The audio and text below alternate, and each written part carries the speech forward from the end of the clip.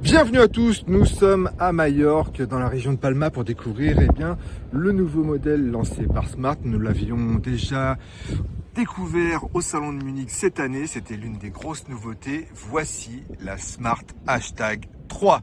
Donc vous l'aurez compris, c'est la version SUV coupé de la Hashtag One. On assiste effectivement à un petit étirement de la voiture, 10 cm de plus en longueur pour 4,40 m au total.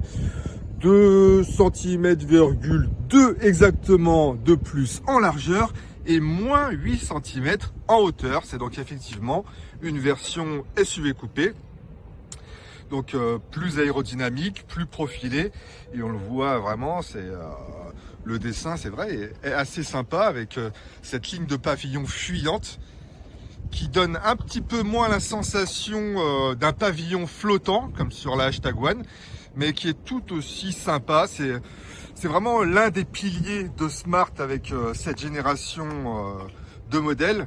Un style audacieux, une silhouette tout en fluidité, un peu fluide comme un galet.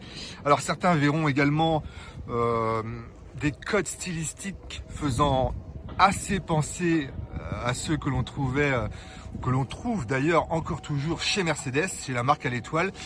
Moi, franchement, selon moi, les Smart d'aujourd'hui, que ce soit la One ou la 2 ou la 3, ce sont finalement des petites Mercedes en puissance. Alors, c'est tout à fait cohérent pour, en termes de positionnement. Et on peut imaginer que cette marque Smart pourrait un peu représenter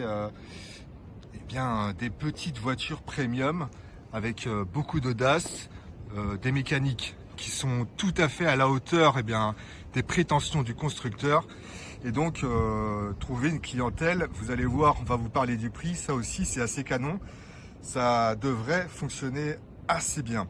Alors je vous ai dit également que la voiture est un peu plus longue, et elle n'est pas simplement, elle se contente pas d'être plus longue au niveau des porte-à-faux, puisque elle prend quand même 3,5 cm de plus au niveau de l'empattement, et donc qui profite directement au coffre et aux places arrière. Alors le coffre, regardez, hop, on clique sur le petit A et on découvre un volume assez sympa de 370 litres qui donc peuvent être modulés jusqu'à 1160 litres en bougeant un petit peu la banquette 60-40. Alors à l'espace, on en trouve également au niveau des places arrière qui, comme je vous le disais, sont quand même assez généreuses. Regardez, il y a de la place pour les jambes. Il n'y a pas, ça ne manque pas non plus au niveau de la garde-toit grâce à ce toit panoramique livré de série. Et surtout grâce à quelques astuces, puisque la banquette est quand même assez basse. Donc du coup, on voyage avec les genoux un petit peu hauts. Certes, c'est des petites concessions, mais finalement, ça marche très bien. Vous voyez, la banquette est quand même assez inclinée là,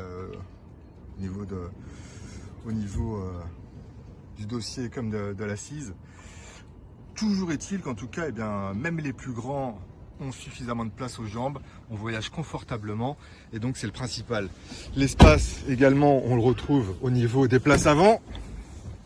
Regardez ça, ce joli habitacle qui, encore une fois, fait penser à des ambiances que l'on avait déjà vues, en tout cas qui inspirent du Mercedes. C'est totalement assumé, hein. Franchement, ça notamment, c'est très joli, avec marié avec des matériaux très flatteurs.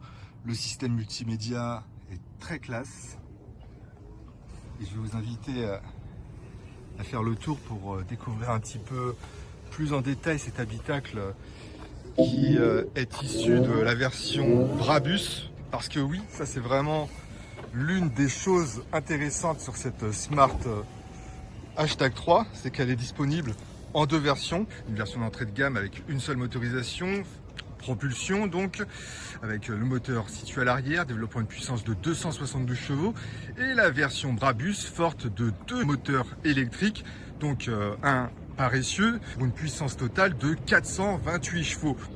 Alors il faut voir que l'empattement est donc plus long que sur la version One, que les voies ont également été élargies et pourtant eh bien, la voiture ne s'alourdit d'une dizaine de kilos pour atteindre à peine 1 tonne 900.